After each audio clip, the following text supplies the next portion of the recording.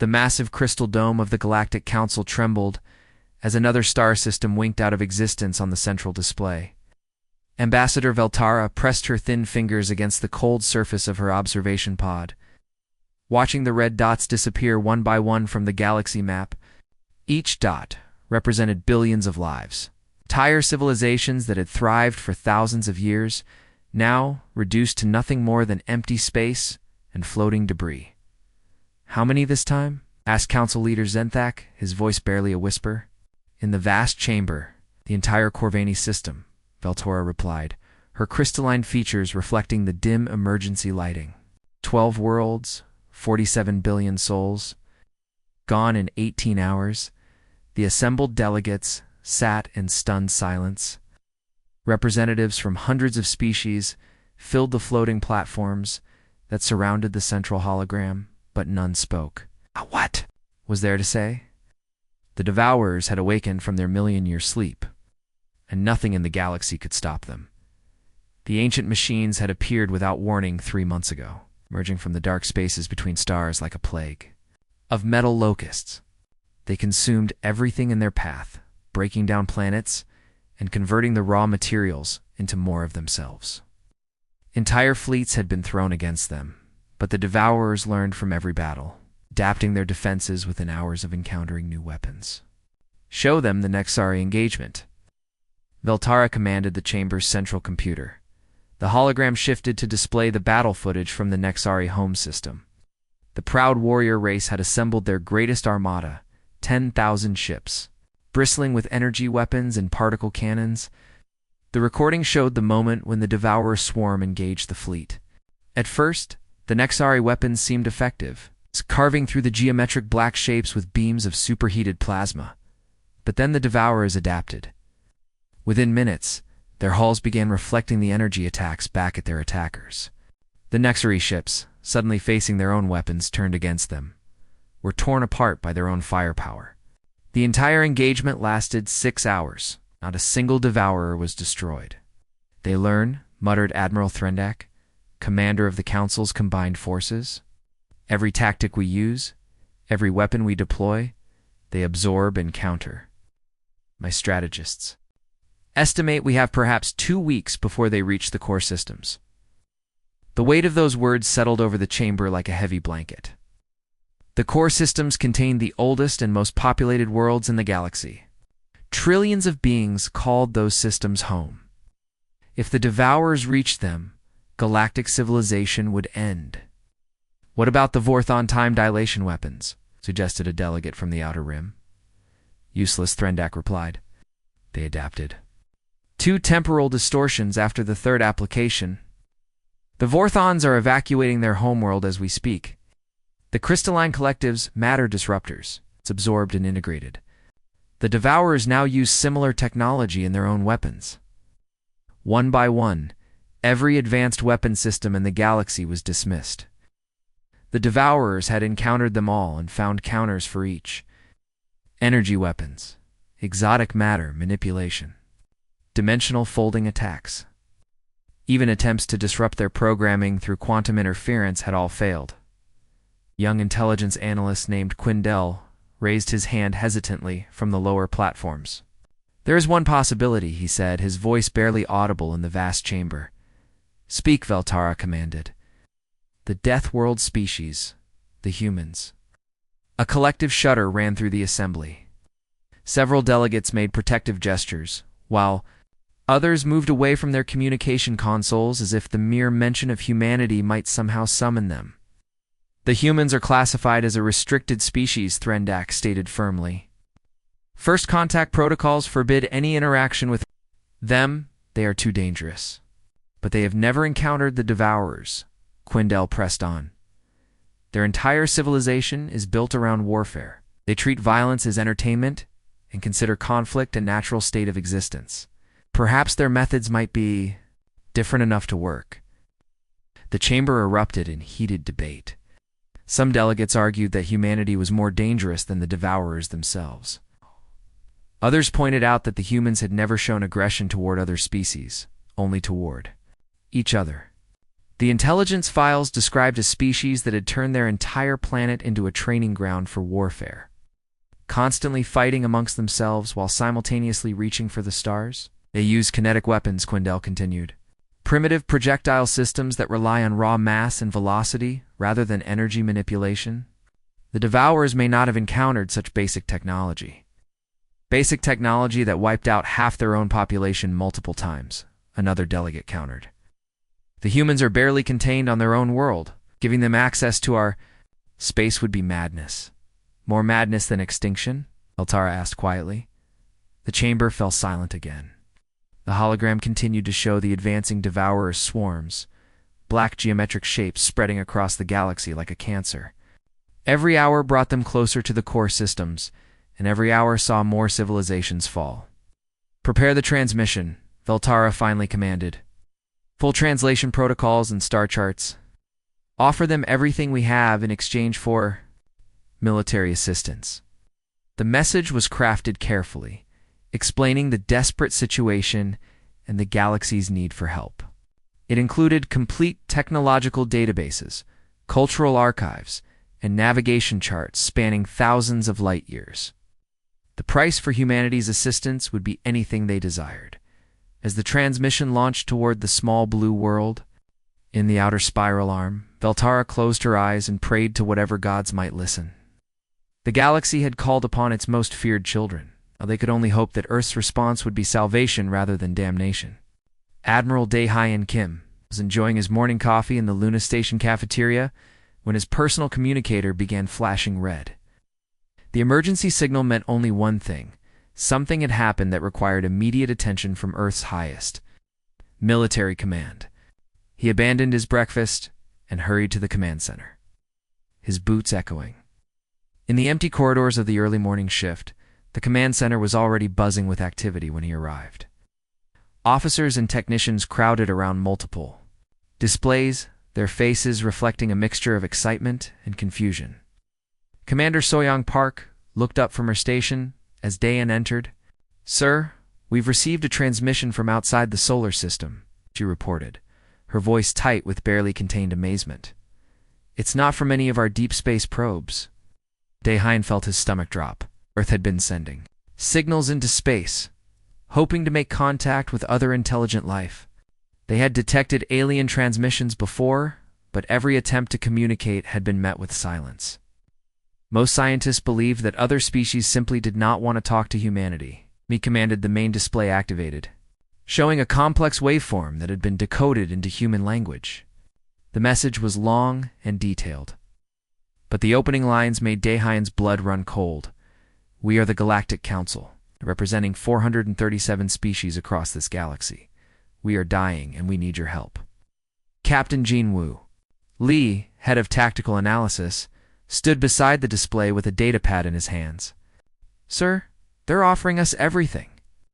Complete technological databases, star charts covering thousands of light years, cultural archives from hundreds of civilizations. In exchange, they want military assistance against something called the Devourers." That room fell silent as the implications sank in. After years of wondering if humanity was alone in the universe, the answer had finally come. They were not alone, and the galaxy was at war. "What are these Devourers?" Daehyun asked. Lieutenant Minji Cho pulled up another section of the message.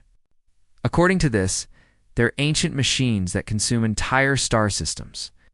They've been dormant for 1,000,000 years, but they've awakened and are destroying everything in their path.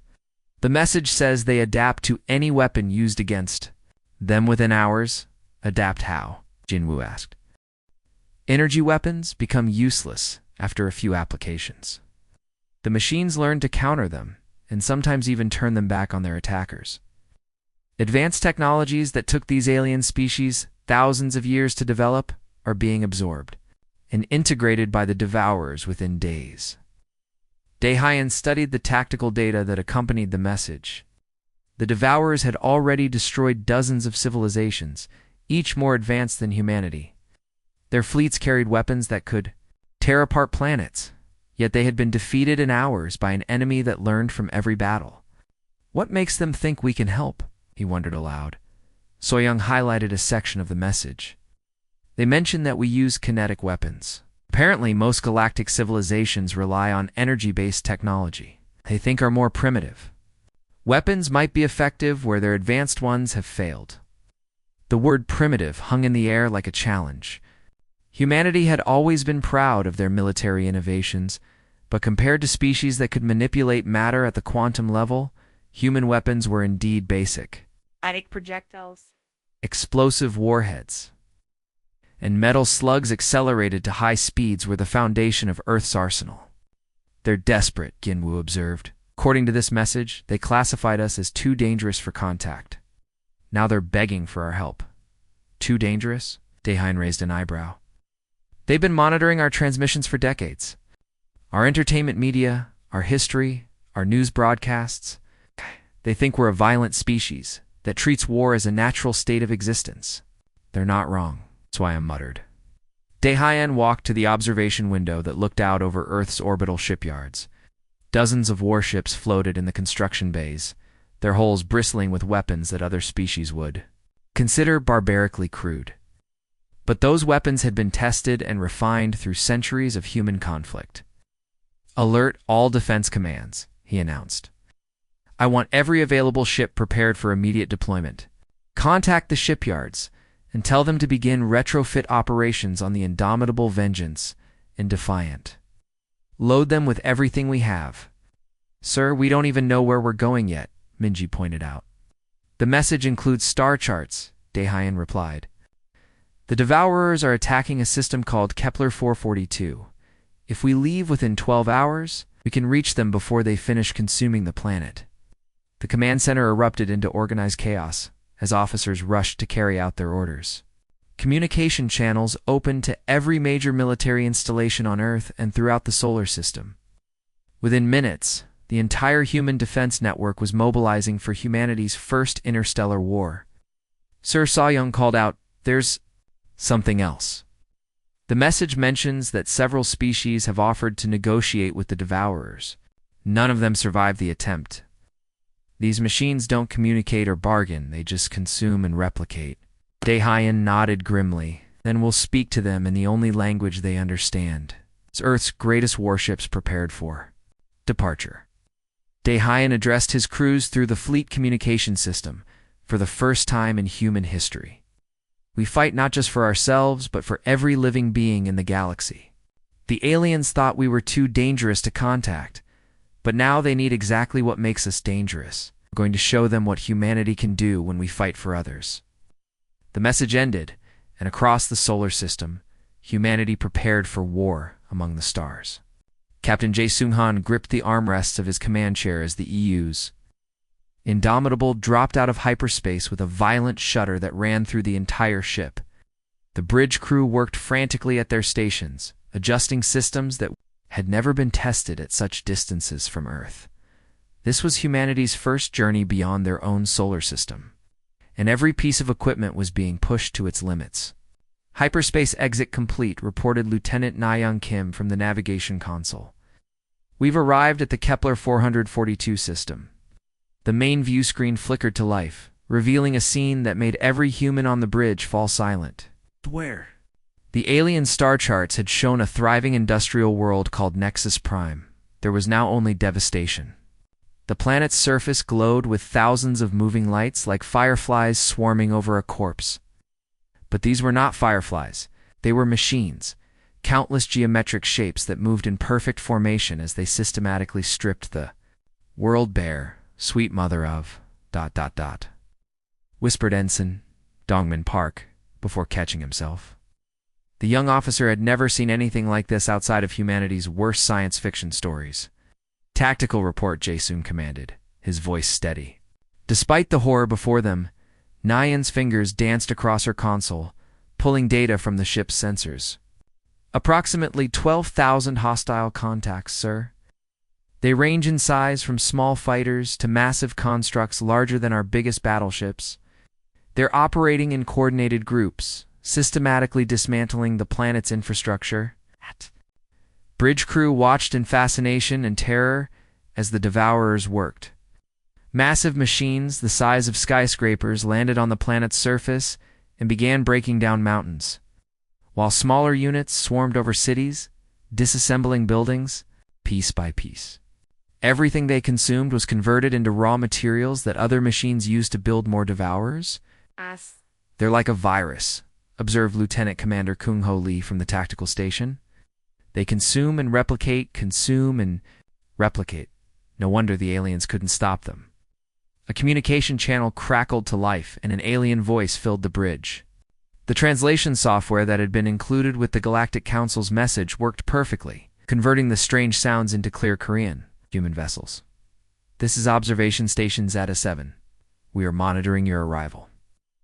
Please be advised that all conventional weapons have proven ineffective against the Devourers. Strongly recommend immediate withdrawal. Jae-Sung activated the reply channel. This is Captain Jae-Sung Han of the United Earth ship Indomitable. We appreciate your concern, but we're here to fight.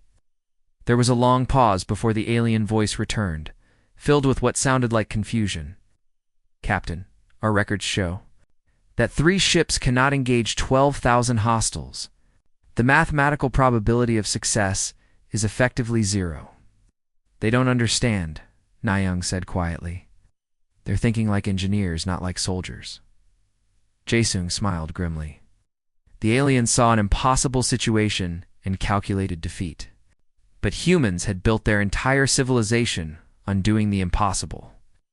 Every great victory in human history had come from facing overwhelming odds and finding a way to win anyway. All ships, this is Indomitable, he broadcast to the small human fleet.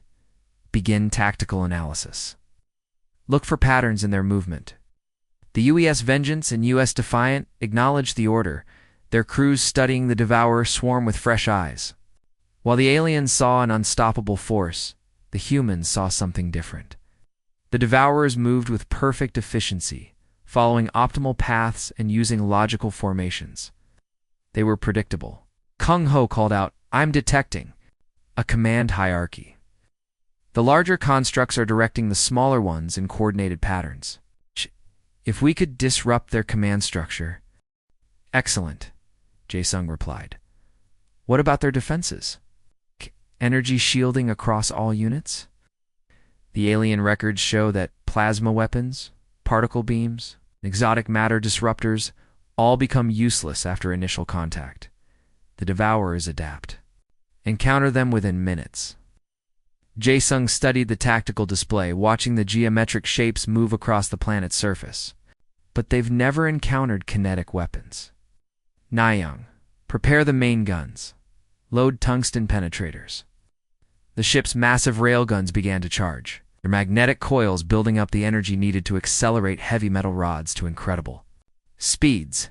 These weapons were humanity's answer to heavily armored targets, designed to punch through anything by sheer kinetic force rather than exotic energy manipulation. "Sir," the alien voice returned, "our sensors detect unusual energy signatures from your weapons.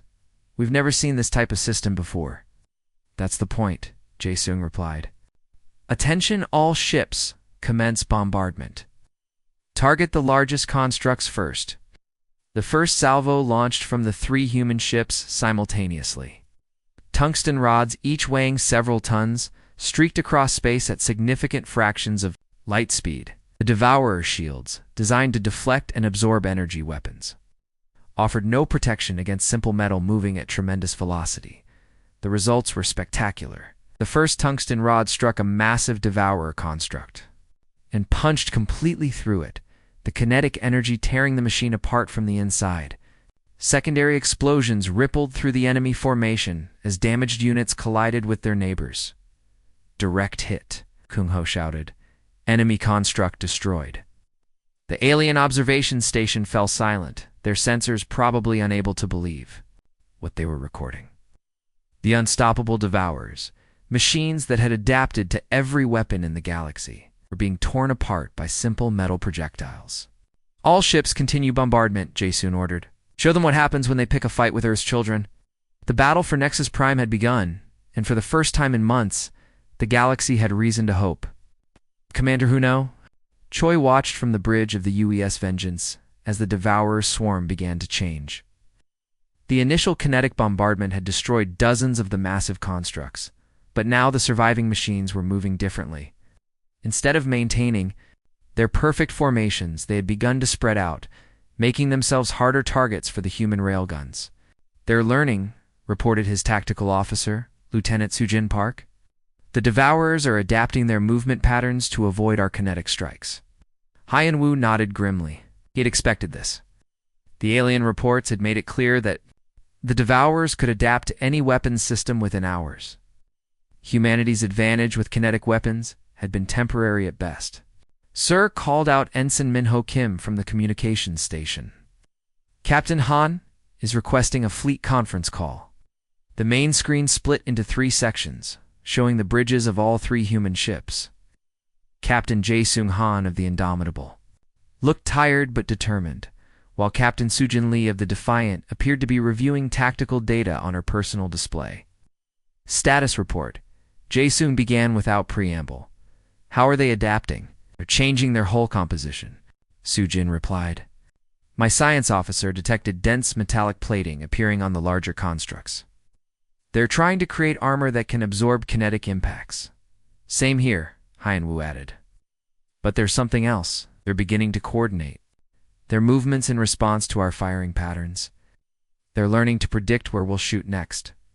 The 3 captains fell silent as they considered the implications.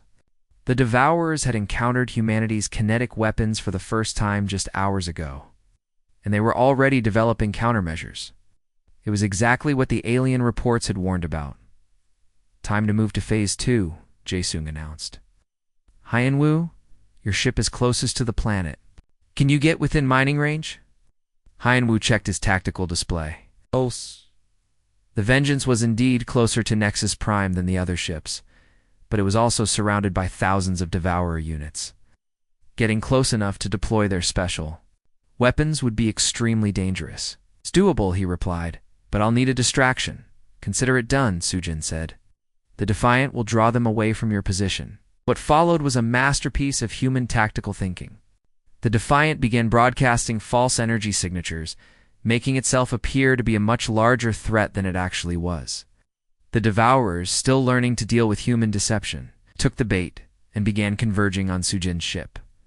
Meanwhile, the Vengeance accelerated toward the planet's surface, its crew preparing humanity's most classified weapon. In the ship's cargo bay, thousands of small cylindrical objects sat in magnetic containment fields. They looked harmless enough, but each cylinder contained self-replicating nanobots designed specifically to fight adaptive enemies. Deployment range in 30 seconds. Reported the navigation officer Hyan Wu, activated the ship's internal communication system. "All hands prepare for close combat deployment. We're going to show these machines what happens when they try to out-adapt humanity." The Vengeance dropped the first wave of nanobots, just as several Devourer constructs moved to intercept. The ship, the tiny machines, invisible to most sensors, began their work immediately. Unlike the Devourer's crude adaptation methods, the human nanobots were designed with quantum-level programming that could rewrite itself faster than any conventional computer could counter. Sir Sujin called out excitedly, "The nanobots are working. They're infiltrating the Devourer systems and turning their own adaptive programming against them."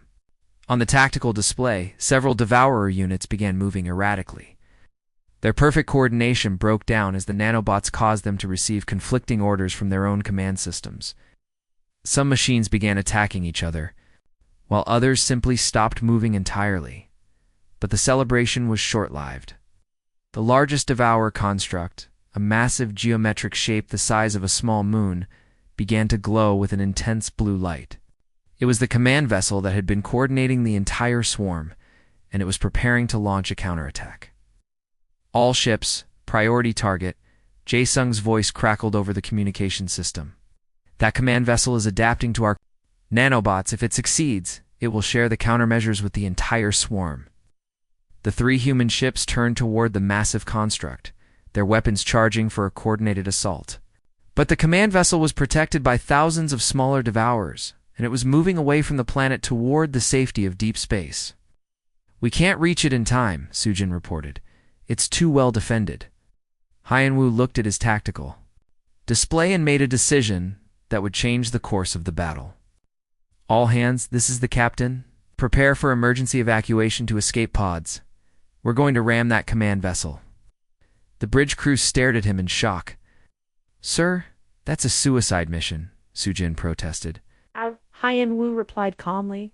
It's a necessary mission. Escape pods are armored and can survive the explosion. But that command vessel has to be destroyed before it can share its countermeasures. The Vengeance accelerated toward the massive construct, its crew abandoning their stations and rushing to the escape pods. Only Hyenwu remained on the bridge, his hands steady on the controls as he guided the ship toward its target. His final transmission echoed across all frequencies. Tell them we remember Seoul. Tell them humanity stands. The explosion lit up the entire star system as the Vengeance detonated against the command vessel's hull. The blast tore through both ships, sending debris spinning through space like deadly confetti. But the sacrifice had worked. The command vessel was destroyed, and its countermeasures died with it. For the first time in eons, the Devourers knew fear. The silence that followed the explosion was unlike anything the galaxy had experienced in a million years. Across the Kepler 442 system, the remaining Devourer constructs simply stopped moving.